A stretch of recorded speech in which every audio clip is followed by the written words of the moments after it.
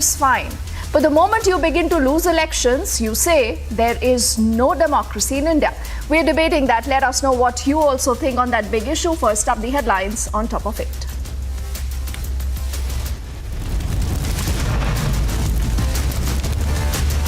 It is a mega showdown over Rahul Gandhi's anti-India tirade as the BJP ups the ante in the parliament.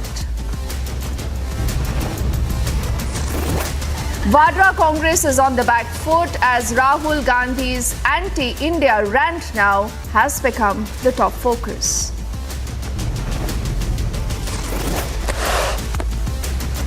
Massive embarrassment for the Congress. Rana Kapoor painting sale is used as an FTAF case study. Natu Natu becomes the very first Indian track to win the Academy Award in the Best Original Song category. Directed by Kartiki Gonzalez and produced by Guneet Monga, The Elephant Whisperers has won for the Best Documentary.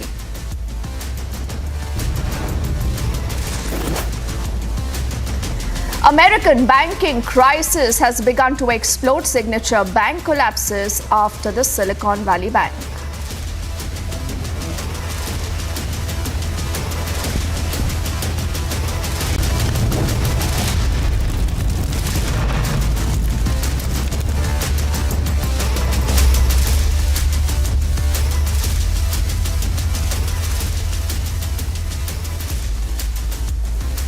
So, ladies and gentlemen, what happened today was a massive political face-off that we saw in the second leg of the budget session in the parliament.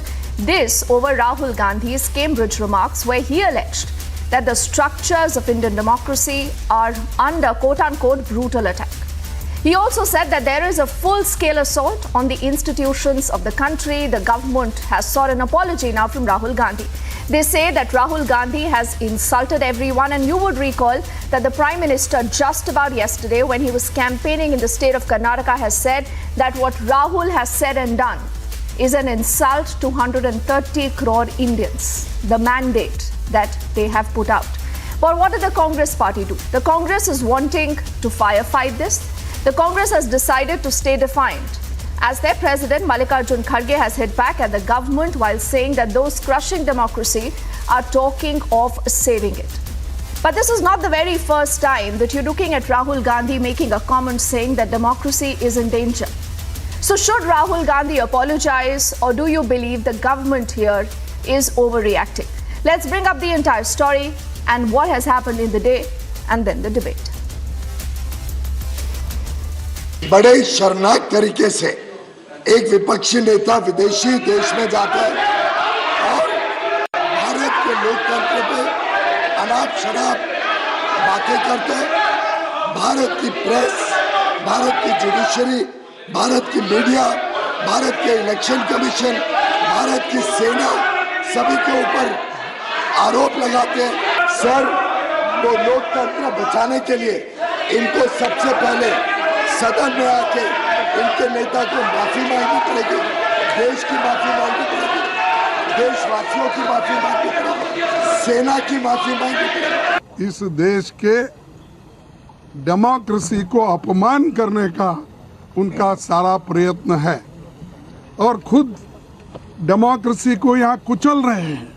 हर एक autonomous body का वो misuse कर रहे हैं, हर एक agency का वो misuse कर रहे हैं और कोई नोटिस नहीं, रूल ऑफ लॉ नहीं है, लेकिन वो मन माने जैसा एक डिक्टेटर देश को चलाता है वैसा ही वो काम यहाँ पर कर रहे हैं।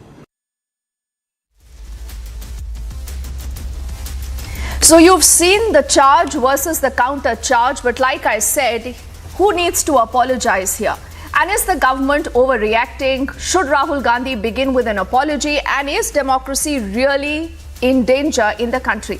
Let's say good evening to our panel of guests. I do see Tuhin Sinha of the BJP with us, along with Dr. Prashant Barthwal, who's a political analyst. Also, Dr. Suman C. Raman, sir, good to have you. He's a political analyst also.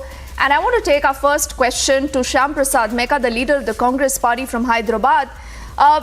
Mr. Meka, What's wrong in an apology? You know, Rahul Gandhi perhaps has not understood the gravitas of what he's actually said. He's made an off-the-cuff remark, and look at the kind of backlash. Even people in the country say that what is, Rahul Gandhi's stature to go out anywhere and to speak ill about the country? Why should Rahul Gandhi do this? Instead, he should be talking of a constructive approach. He should tell us that in case he comes to power, what more can he do? But he clearly doesn't have an answer to that, does he? Yeah, good evening, Deepthi. See, the issue is, why should he apologize? Before asking me, what is the big deal in apology? Why should he apologize? What is the wrong he has done? What is the insult he has done to the country? He is speaking about the problem. He's asked the European Union. He's asked the European Union, sir. He's asked America whether they are watching what's happening in the country. Are we to believe that they are the sole defenders of democracy? Will they teach us what democracy is now? Deepthi, wait a minute.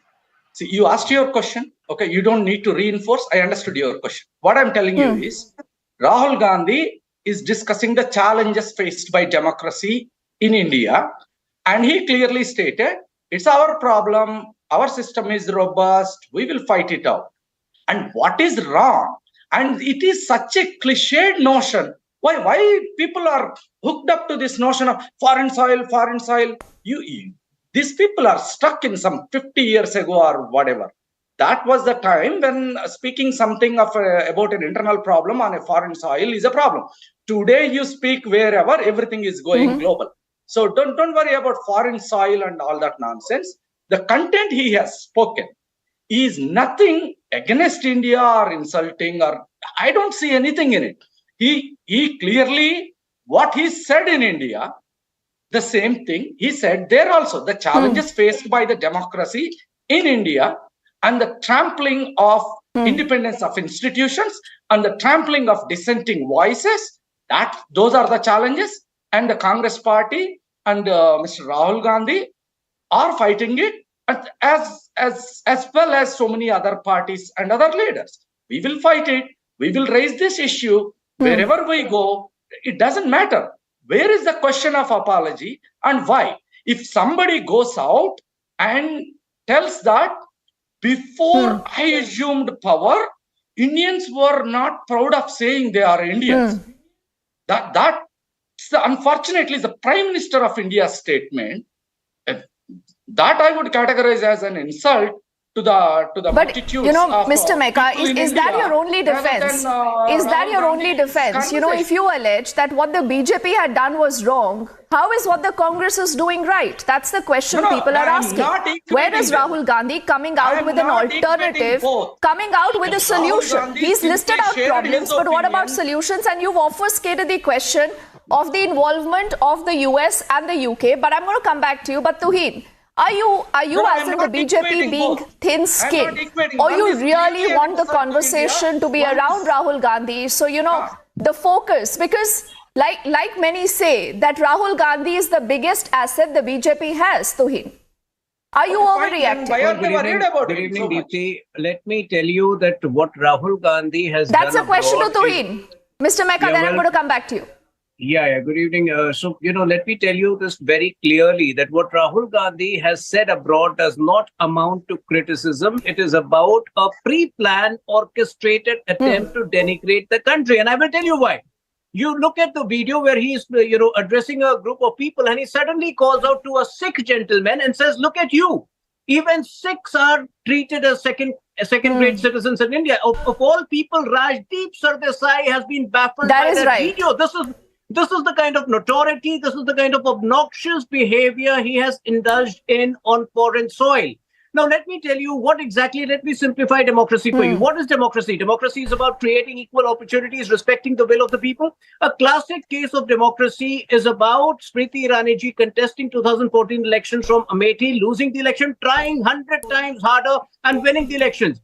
Whereas the entitled Diana continued with his non-performance, as a result of which he was completely disconnected with the people. A similar thing was seen in Northeast. Northeast was once the domain of the Congress party. Because of the continued ignorance of the Northeast, because of the way they continuously took it for granted, BJP worked hard and won the support of the people, the faith of the people. This is what democracy is. But when you are, when you know that you are not going to perform, when you know that you can't work hard, you instead blame the institutions of the country, which is what Rahul Gandhi has been doing for the last few years.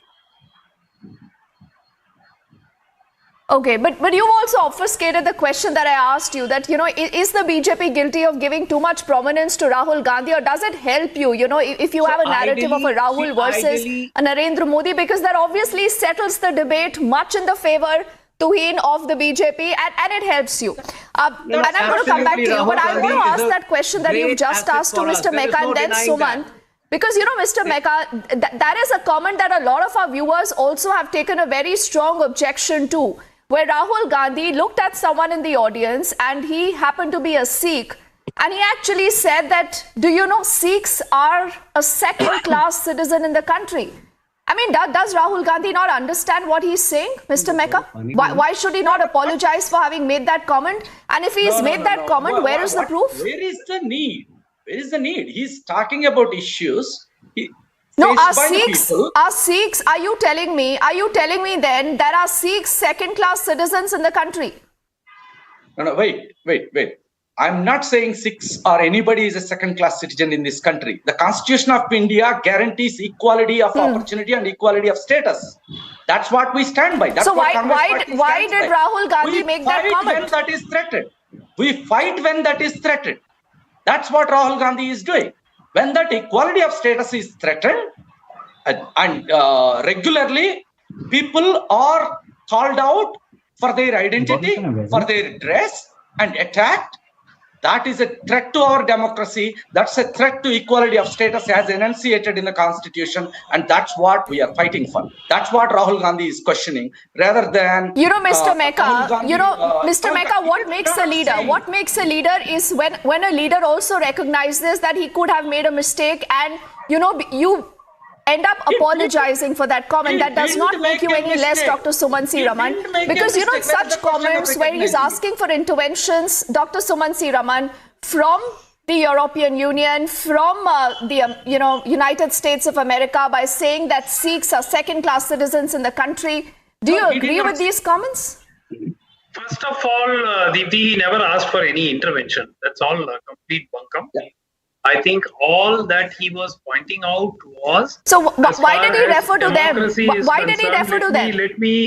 What is your understanding, Dr. Suman C. Raman? Does Rahul Gandhi believe that they are the best defenders of democracy? Will we have to learn democracy from the UK and from the US? Okay. You tell me once you're finished so that I can speak. Or this is a colonial hangover. You already butted in. Okay. Now, let's be very clear. Rahul Gandhi did not ask for any intervention. Now, first, please roll back that statement. All that he said was, democracy being eroded in India is not a matter for India alone. It is a matter of concern for the whole world, simply because half of the people who live in under a democratic government live in India. And that is extremely important, because when democracy starts to wither out in a place where half the population of those under democracy live, then it's no longer a matter of concern only for the people of that country. It's a matter of concern for the people of the world. So I don't see anything wrong with what Rahul Gandhi said there. And nowhere did he say we want the US and UK to intervene and protect our democracy. Where did he say that? He never said that at all. So I don't know how these things are so twisted and, put out as if Rahul Gandhi has said something deeply offensive to the country. Now, the point is, if Rahul Gandhi takes on the government of India, it is not equal to insulting India. I'm sorry, but for some channels, the Prime Minister may represent maybe India, but for many of people in this country, the Prime Minister is the Prime Minister of the government of India. So there is no question of having any individual equated with India. There is a very famous saying which says, one must support our country always, and our government when it deserves our support. And that is really what Rahul Gandhi is following. So there is absolutely no need for an apology. There's no question of an apology at all. And it's very Okay, so unfortunate you that are pass pretty a okay where he resolution and all says that our in mics Parliament. are out of. Look, there is a privileges committee. Yes. The So, privileges you know, committee should I have want called him. to They should I want to have know, asked for Dr. his Sumant, explanation. Dr. Instead Sumant, of that, Dr. what Sumant, was sir, happening in Parliament I today? listened to you patiently. I listened to you patiently, sir. Why did he speak about the US and the UK? Why did he ask them that, are you watching what's happening in the country? I mean, are these people going to decide whether there is democracy in the country or not? Period. The other question is, it is absolutely fine as long as the Congress party is winning elections. Then there is democracy. It is absolutely fine as long as the Supreme Court gives out a judgment that is against the government, then democracy is all okay. The problem is where you have a decision from the courts which does not go the Congress way. The problem is where the Congress begins to lose election. But in spite of all this rhetoric, Dr. Sumant C. Raman, is the Congress winning elections? Is the Congress out of sync, sir, with what really is going on in the country? And you know, an aspirational country where we today are the presidency of the G20. And why should we be looking at the US or the UK for absolutely anything? Instead, the US and the UK are looking at us. Dr. Sumant C. Raman. Okay, why did he mention US and UK? Simple logic. After India, these are big countries which are democracies as well. He could have certainly spoken of the same of France and Germany and a few other places too. But these are the large English-speaking democracies in the world apart from India. So therefore, it is logical for him to say, guys, the death or erosion of democracy in India is not just an Indian problem. It's a problem for all of you. That's all that he's trying to make. That's the point that he's trying to make. And I don't see where India gets insulted here. I mean, this whole argument. Dr. Sumant C. Raman, much like the Congress, does not see Rahul Gandhi crossing any red lines. Why today are you wanting an apology from him? And I will come to Dr. Barthwal in just a bit, but first Tuhin. You know, first of all, I want to ask, when has Rahul Gandhi spoken or when has he stood for the country? When you see videos of Indian soldiers pushing back Chinese soldiers, he comes and spread the canard that hamare sainik pite ja rahe the. During the peak of the Doklam crisis, instead of reaching out to our government, to our defense ministry, he was hobnobbing with the Chinese embassy. So let us get rid of this notion once and for all. Rahul Gandhi has never stood for the country's interest. Now, let me come down to democracy. He says democracy, Rahul Gandhi believes democracy has been trampled upon. I believe, the BJP believes, and most of India believe, the democracy today is more robust, it is stronger than ever before. You have to understand democracy. Democracy, I'm giving you another classic example. You compare the COVID performance, the COVID, handling of COVID performance between China and India. China employed forceful measures. India employed perfectly democratic measures. Neither did we impose, strictly, apart from the first lockdown, which was of 2 months, neither did we employ force there, nor did we employ force in the vaccination. But look at the results. So the working of the democracy can be gauged in different forms, which unfortunately Rahul Gandhi and his ilk do not understand. But Tuhin, there is another criticism of the government, and I want you to really think about this, because every time they say that you question the government, you make it anti-India. Is that a fair way to look at this? Dr. Prashant Barthwal, where do you stand on this? Does the opposition have any merit when they make that argument? That questioning the government does not mean that you're undermining the country. I think what they are explaining is quite interesting than what Rahul had said on this platform, basically. And if he really want to explain something on democracy on this global platform, I think he has completely forgotten some key points on democracy. Specifically, he needs to recall what exactly India had experienced in 1976 of the darkest emergency. And he completely forget it. And I don't know why. will he be able to explain on what ground he is saying that India has completely, the Indian democracy, Indian situation has completely eroded See, the democracy? why do you always cite the emergency today to justify what's happening in the country? Hello? I'm audible?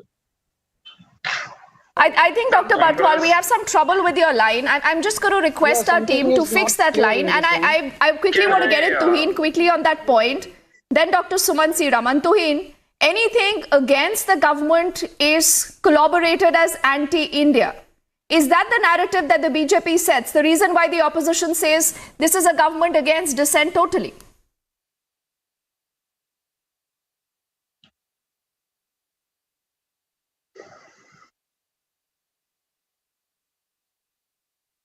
Tuhin, I think by mistake, you might have just muted yourself. Yeah. Can you hear me now? I'm saying that if Rahul Gandhi picks up a Sikh gentleman and calls him a second-grade citizen, that is anti-India. Let us not mince words over here. His behavior during this UK tour has been obnoxious. It has been very mischievous. You know, like I said, when you talk about democracy, it cannot be on flimsy grounds like my, unascertained, things which he mentions, like my mic was switched off. Democracy has a larger connotation. It has a larger implication, which he does not understand. Which is exactly what I'm trying to say. I can give you umpteen examples. I've given you 2 or 3 where democracy has only become more robust in the country. It has only become more inclusive. These are the people who had supported Article 370 in Kashmir. Article 370 was the biggest deterrent to democracy in Kashmir. It deprived the minorities in Kashmir, the Gorkhas, the Sikhs who were living there for the last 70 years, they were disenfranchised. They did not even have government jobs because of that. So these are the people, the Congress party, which has always supported instruments which are anti-democratic, like I mentioned again, Article 370, but they wax eloquent about their democratic credentials, about their democratic ethos. Anybody who understands, has an Indian psyche, who understands Indian ethos, like the Honorable Prime Minister mentioned yesterday, democracy is essentially an Indian phenomenon. It was born out of India. Whether it was Lord Bashveshwar way back in 12th century who enunciated his democratic principles, or in fact the first example of a welfare state is Ram Rajya, which is many thousand years old. But Tuhin, before I let Mr. Mecca from the Congress respond, by doing this, is the government evading a debate on Adani? That's what the opposition alleges, that you don't want to debate on Adani, and that's why you're doing this. You see, the Supreme Court has already appointed a panel which is looking after all aspects of the allegations which have been leveled against Adani. At the same time, the SEBI is carrying out its own investigation. I think the Congress needs to behave with a little more maturity, rather than, demonizing India's democracy if they have a problem, if they have an issue with that. Mr. Mecca, how would you counter that? Because, the BJP clearly has a narrative. I want to know, what is Rahul Gandhi and the Congress narrative? See, wait a minute. We are not selling any narrative, unlike BJP. Okay, we are speaking the truth. We are providing an alternative vision. That's what Congress is doing. We don't worry about the narratives, right? What is that? Selling a narrative. We're not selling. What is that, sir? If I may ask you, what is that alternative view? So, our vision of India is different from the RSS vision of India. That's what we are offering. Okay, so let's get into that in a different show, which will take a lot of time. Okay, now get into that now. Okay, yeah, fine. I can come into that now. Tuhin wants to hear what is the narrative, much like me, Mr. Mecca, because this is a question I think Sumant will also agree. It's important that the Congress tells us now, what does it stand for? You speak against the country, you speak against the Supreme Court, you speak against the armed forces. Whether there is internal democracy in the Congress party is anyone's guess. Rahul Gandhi just had a Bharat Jodo Yatra. You won the state of Himachal, and then you said there is no democracy in the country? What he's saying is, he's explaining the challenges faced by the democracy in India. The troubles, the challenges that we are facing, democracy is threatened. That's the fight he's doing in India. And that's the same thought he shared while he was in UK. But Right? how, what is the issue sir, on Mr. Mecca, it's rather fashionable to say democracy is threatened, democracy is dead. I want you to list me 3 examples which prove that democracy is dead today in the country. Okay, I'll tell you. First of all, we need to come out of this mindset that democracy is a state. No, it's an action. People, citizens, political parties should be vigilant always to protect the values of the constitution and democracy. Otherwise, democracy is definitely in danger when a narrative that tells we are in the best of times ever, that's a threat to democracy in simple. Now, since you asked for specific examples, let me tell you specific examples. When there is a mob culture, lynching that is happening, when there is in the judicial process, there are interventions, when the independence of the institutions like Election Commission, SEBI, RBI, when these are not fully independent, that's a threat to democracy. Democracy doesn't mean just a mobocracy where majority of people... Mr. Mecca, when you say agencies are not independent, courts are not independent, I don't think people will buy that narrative. That hasn't happened in the last many, many years. And I think in the run-up to 24 elections, you must actually be able to tell us on television, what does the Congress party stand for? I want to give the last word to Dr. Prashant Barthwal. We were having some trouble with his line. Only 30 seconds, Dr. Prashant. Has Rahul Gandhi secured a self-goal? The question, please, thank you. The question is not about that, what Rahul said. That I was explaining, that I was asking the panelist. The thing is, why he really needs to explain such thing, and specifically why he needs to explain a lecture that must be a scripted one, and why he needs a foreign land to explain this thing. And secondly, the point is why he is explaining a democracy lecture. He has no idea about the democracy when he completely forgets everything what I was explaining in the previous time. What democracy he is saying. What democracy he is explaining. That means India has no democracy? Clearly, I've completely run out of time, Dr. Barthwal. We've completely run out of time. But Rahul Gandhi has his own narrative. The BJP has its own questions. I think we let our viewers decide whether this is a government that is being thin-skinned or this is Rahul Gandhi who's crossed a line only for want of time. Thank you, gentlemen, for joining us on this debate. Back on the other side with lots more.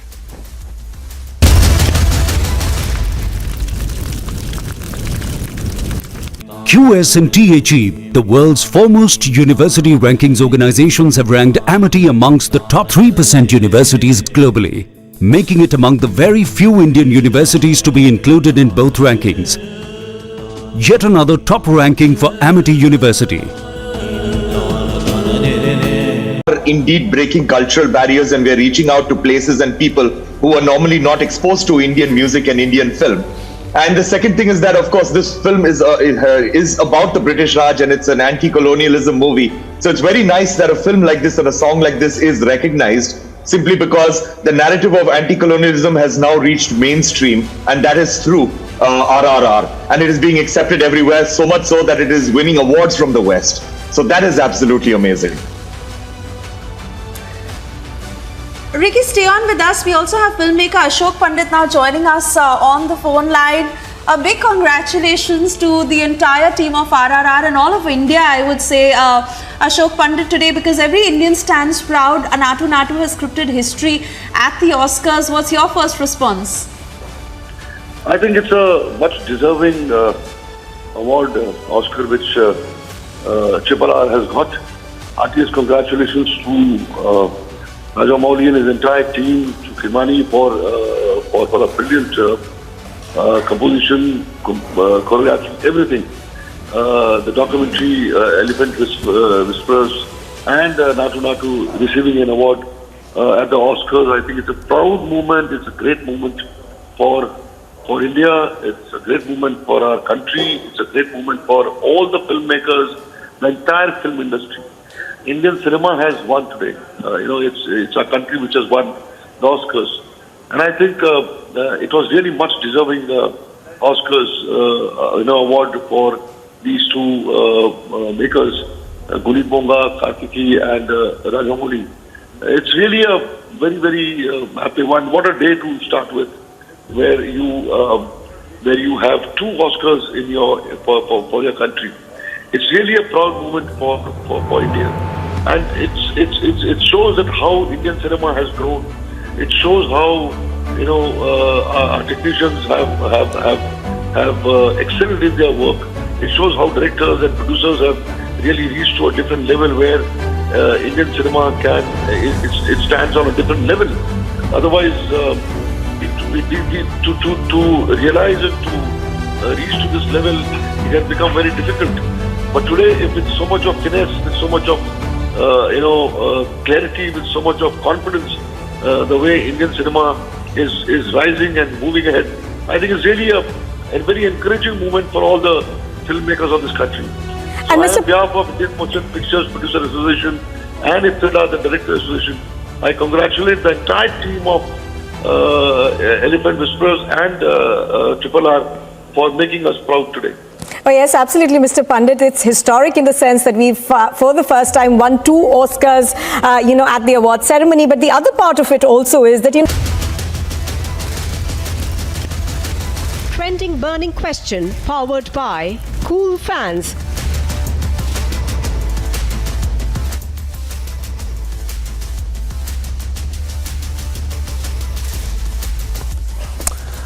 Ladies and gentlemen, this perhaps is one of the biggest banking nightmares that we are staring at. Right after 2 US-based banks collapsed in a matter of just 2 to 3 days, the US government and the regulators have basically jumped in the firefight and says the actions have been taken to ensure that depositors' savings remain safe.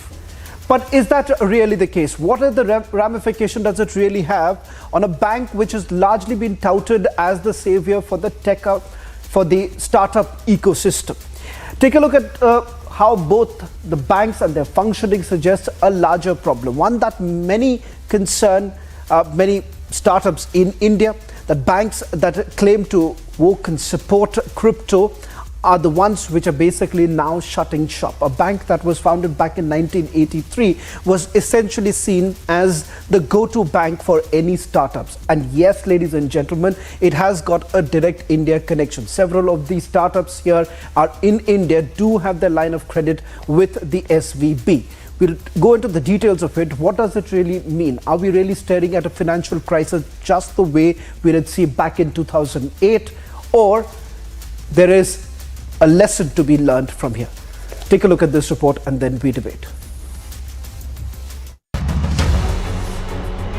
2 days after the Federal Deposit Insurance Corporation seized the assets of Silicon Valley Bank, marking the largest bank failure since Washington Mutual during the height of the 2008 financial crisis, the New York-based crypto-friendly Signature Bank closed its doors abruptly on Sunday after regulators said that keeping the bank open could threaten the stability of the entire financial system. The Federal Deposit Insurance Corporation took control of Signature Bank, which had $110.36 billion in assets and $88.59 billion in deposits at the end of last year. This was the third largest failure in the US banking history. US authorities unveiled sweeping measures to rescue depositors' money in full from failed Silicon Valley Bank and to promise other institutions help in meeting customers' needs. During the Obama-Biden administration, we put in place tough requirements on banks like Silicon Valley Bank and Signature Bank, including the Dodd-Frank law to make sure that the crisis we saw in 2008 would not happen again. Meanwhile, the Asian market shares mostly fell on Monday, shaken by a Wall Street tumble. I think the important thing is the US government took decisive action in saving the Silicon Valley Bank and one other bank before the Asian market opens this morning, because the US government unconditionally guarantees all the deposit, not only those under FDIC insurance, and that restore the confidence in the financial markets. And then, of course, the Hong Kong market rebounded. Hang Seng Index rose more than 400 points at one time. This is mainly due to the U.S. government's decisive action in trying to forestall a possible financial crisis. UK Prime Minister Rishi Sunak, who is in San Diego, said he is working with the Bank of England and regulators to ensure continued support for the tech sector. Well, I understand the concern that people have got around what's going on with Silicon Valley Bank. That's why I've been working with the Chancellor all weekend and indeed on the plane flight over, talking to the Bank of England and our regulators about finding the best solution. The government will have more to say on this very soon, but what I want to reassure people is that we will continue to support our world-beating tech sector and all the high-class jobs that it provides, but also that our financial system is resilient. In fact, British bank HSBC has bought the UK arm of Silicon Valley Bank, ensuring the security of £6.7 billion of deposits. Well, we always have to watch everything that's happening everywhere in the world when it comes to financial stability. But what I would say is the Bank of England is very clear. The UK banking system is extremely secure, it's well capitalised, and I think we demonstrated that resilience by what was happening over the weekend and the fact that we were able to come up with a solution so quickly. Meanwhile, the FDIC has announced that it would make extra funding available to banks to help them meet the needs of depositors, which would include withdrawals. Bureau Report, Republic TV. Well, let's try and understand what led to this kind of a situation. And are we really looking at the Washington Mutual situation back in 2008? Who exactly is really responsible, especially for a bank which was largely touted as a bank for the venture capitalists, the bank for the edtechs and the fintechs? And what ramification does it really have for Indian startups who've essentially been nudged to have one leg in the United States of America?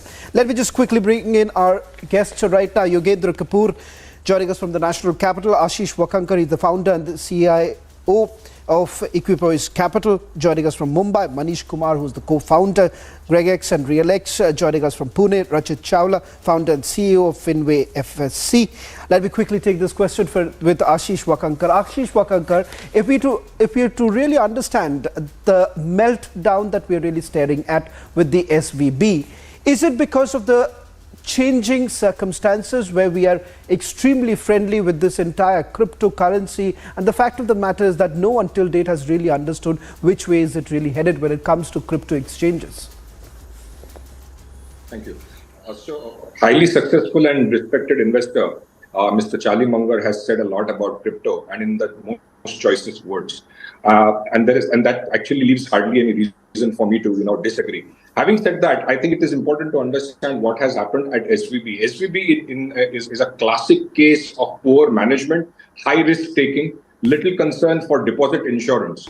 And first, I think before I go into that also, I just want to highlight one aspect.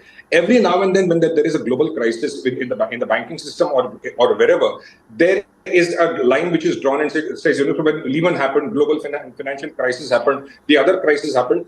There were people who started, saying that Indian banking system would collapse. Nothing of that sort has ever happened. In fact, we had our own challenges over here, and we prevented a contagion. So I think first and foremost, let us sit over here and appreciate our own fantastic, robust, regulatory framework and the checks and balances that we already have over here.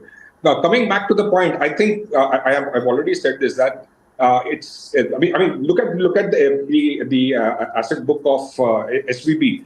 It had a few thousand small and mid corporates. It had venture capital companies, and it had some crypto companies as well. So it's not that it had some overexposure to crypto, and that's really got this collapse that you see. The basic problem over here is when a bank throws the rule book of banking out, that's when you have a crisis.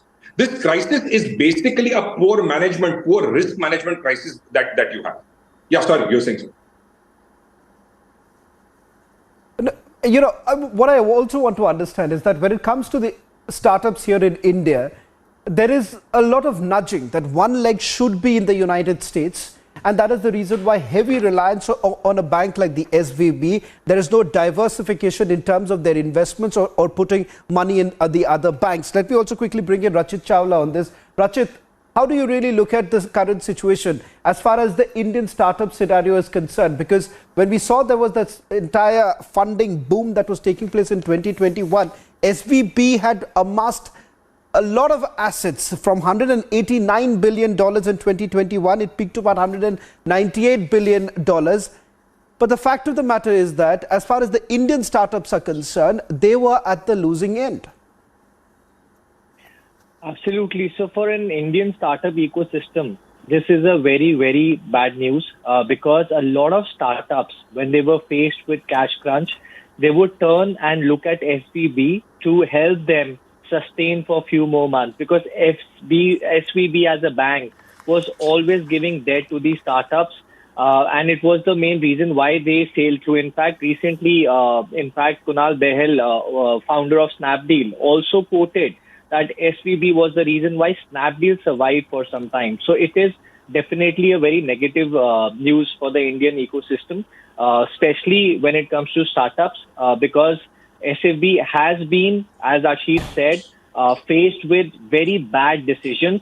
I would honestly say it's not to do with cryptos a lot as it is to do with wrong policies and wrong decisions.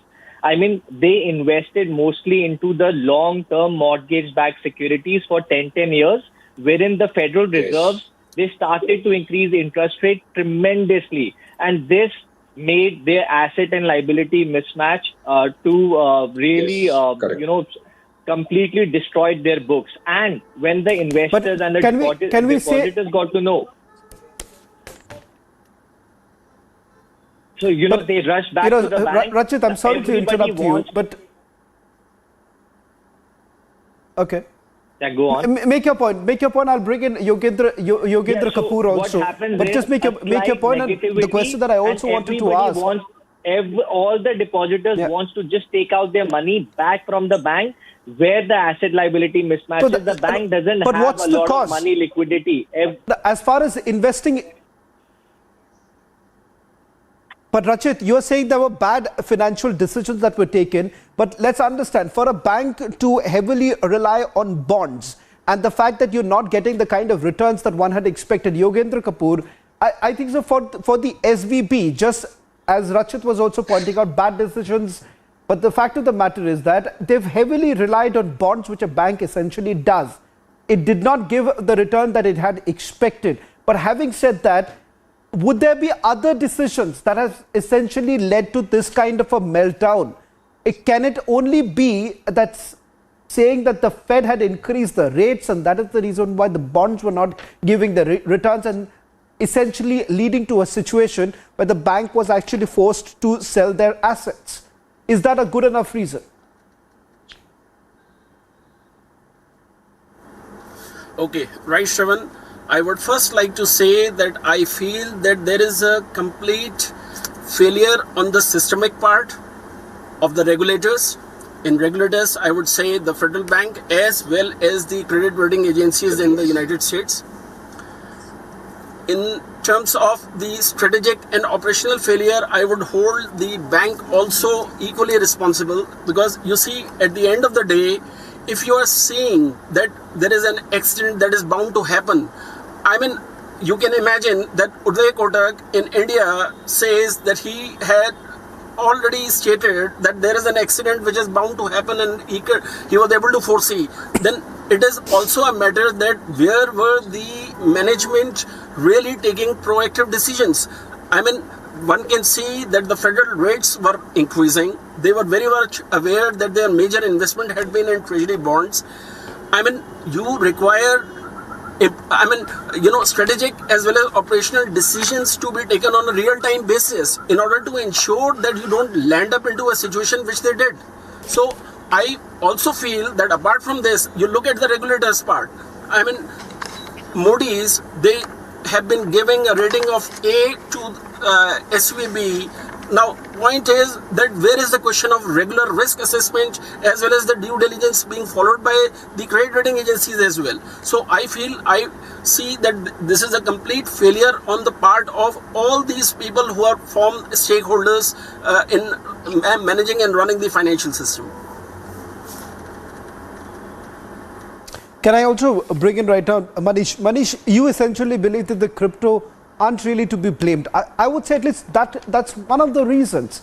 One of the reasons where you're realizing that can you really go on investing in especially startups that have linked to crypto exchanges, and the fact of the matter there is no clarity where the money finally goes back or where it is going, how is it going. It does actually bring back that entire focus as far as crypto exchanges are concerned. And can that really, can you really take that away as far as the SVB is concerned? So I'll take a step back and recount, what really has happened here. We had a tough situation during COVID. US government printed a lot of notes. That raised, the value of dollar had to be stabilized and all that, and therefore Fed started, taking actions to control inflation because there was too much money supply. Now that was happening. During this time, what also happened was crypto companies made a lot of money. Now crypto companies making money had no other impact except they were parking the same money with Silicon Valley Bank as well.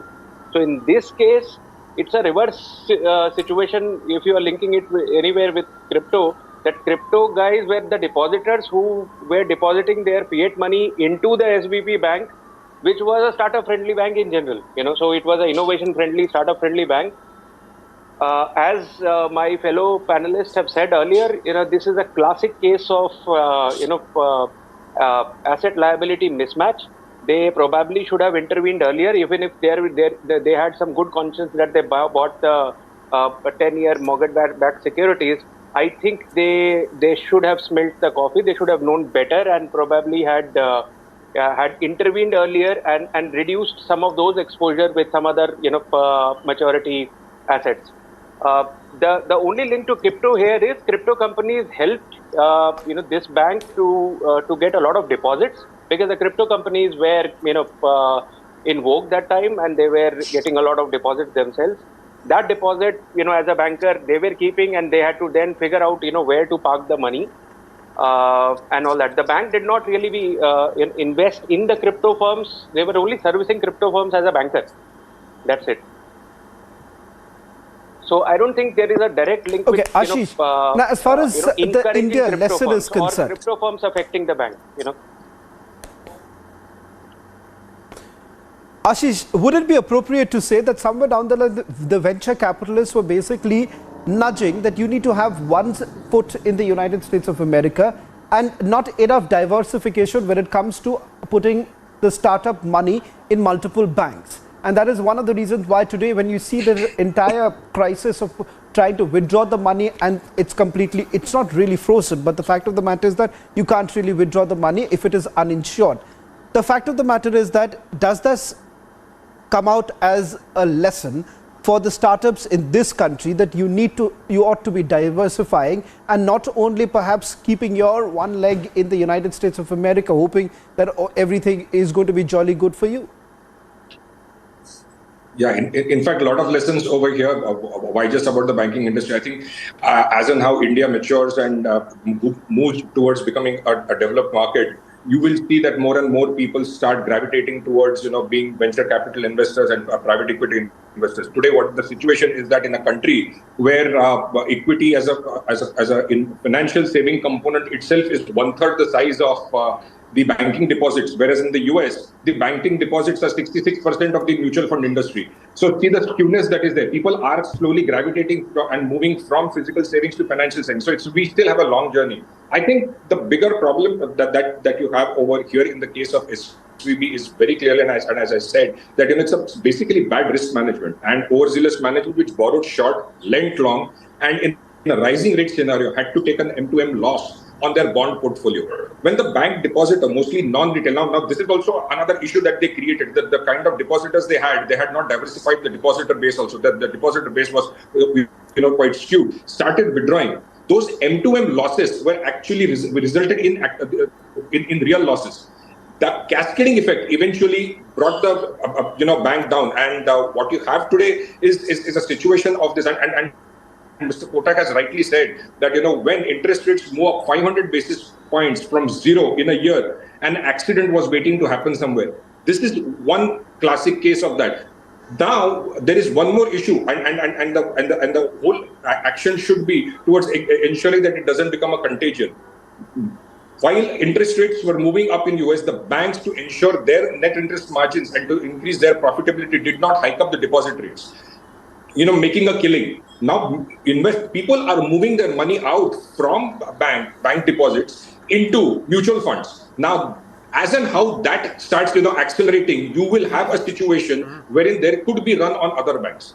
So that is one aspect that needs to be handled. And whether this actually SVB can become a contagion in the US, I think just one number I want to leave behind.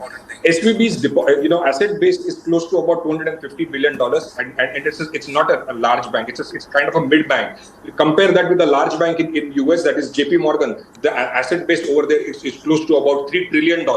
So if the regulator moves in fast and handles these situations, I think you will prevent the contagion. Well, in fact, Ashish Wakandra, JP Morgan also benefited back in 2000. Kind of repeating it, look at the Indian banking framework. Look at as far as JP Morgan is concerned, they benefited back when the financial assets were sold in 2008 also. Rachit, I just want to take one final question from you, that the fear that many have at this stage is that whether at all are we really looking at a rerun of Washington Mutual of 2008, because that led to that entire spiraling effect that it had. But having said that, as far as the Indian system is concerned, it's far more robust, and it's not going to really have that kind of a cascading impact. But do we need to be ostriches here? Just one point, Rachit, before you come inside. I think it took a global financial crisis in the United States for them to understand and learn what is SLR and CRR. We have had this over here for years on end. Sorry, Rachit, please go ahead. So hence I was asking this question. Are we really looking at a rerun of 2008? So I agree with Ashish that Indian banking framework is very different than what it used to be in 2008. Earlier, when US used to sneeze, Indian markets used to catch cold. But now, if you see simply the equity markets, both do not really are going in the similar direction. Indian market has become very mature, and kudos to SEBI and RBI that they have done a tremendous job to become self-reliant. If 2008 has to repeat, then a lot of things will have to go wrong together. People will really be panicking left, right, and center in the US for it to really have a spiral down effect in the Indian ecosystem. I feel Indian banking is still very stable and very robust. Still, their diversified portfolio is quite consistent. Their net margins are very good. The same can be seen in the quarterly profitability reports with the Indian banking industry is giving quarter on quarter. I don't see a major problem right now, but it is very interesting to see how US banking, because it's already been just 3 days and 2 banks have collapsed with the asset liability mismatch.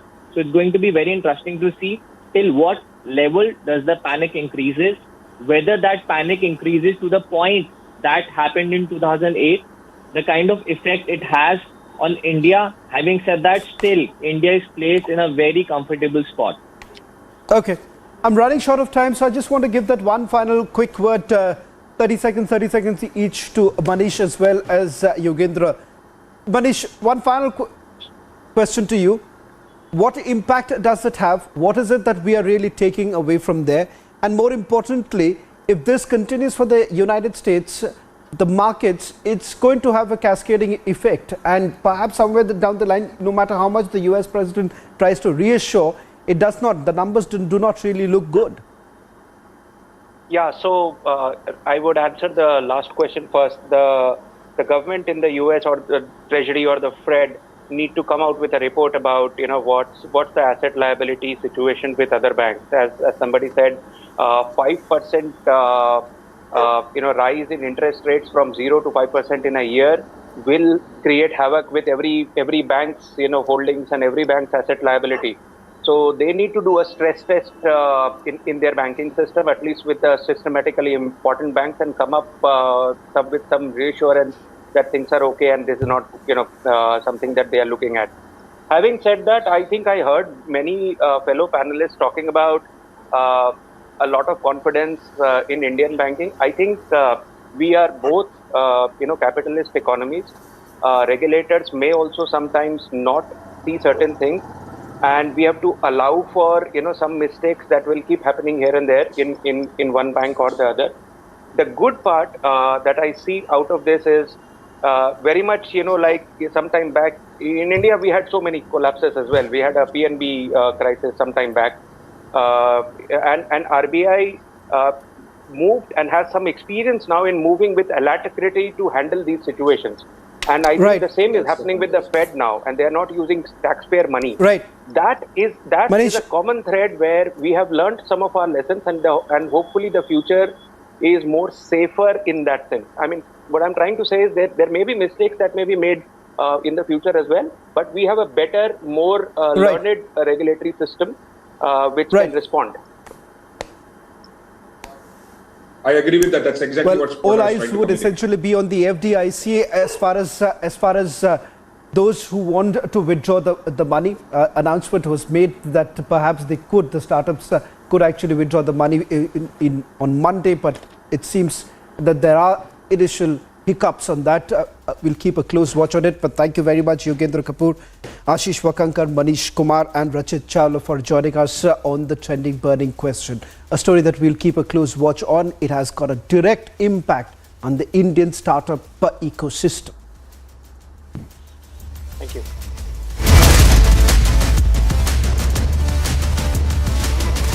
We're indeed breaking cultural barriers, and we're reaching out to places and people who are normally not exposed to Indian music and Indian film.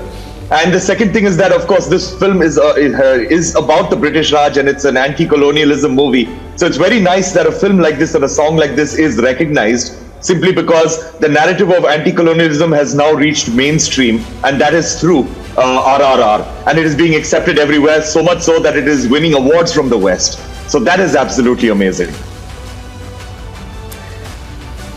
Ricky, stay on with us. We also have filmmaker Ashok Pandit now joining us on the phone line. A big congratulations.